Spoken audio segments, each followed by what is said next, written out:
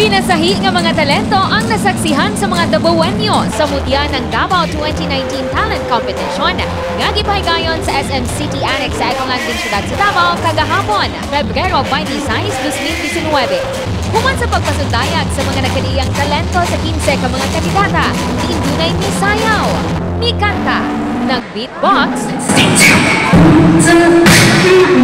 painting ug declamation. Senseless distinction for race, color, and theory.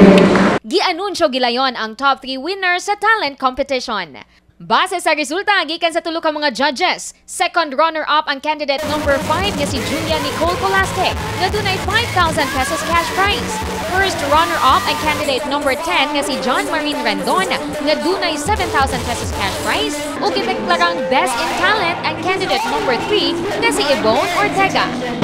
The attention that I hunger was so long.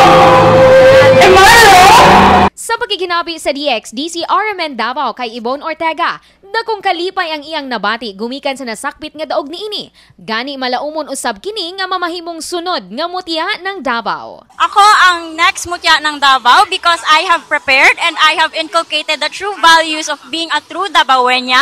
I am smart, I am beautiful, and I am disciplined enough to be successful. Thank you.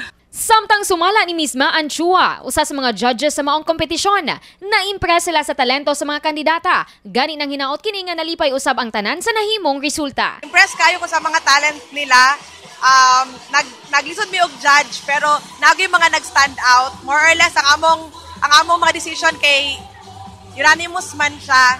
So I hope happy mo ang mga tao sa among result. Karong umaabot nga adlawng Sabado, mahibal-an na sa mga Dabawenyo og kinsa ang koronahang mutya ng Davao 2019. Diini pahigayon ang Coronation Day sa RMC Petrogas Arena alas 3 sa hapon. Alang sa mutya ng Davao 2019, Radyo Manrens, Barbarona, Tatak, RMN.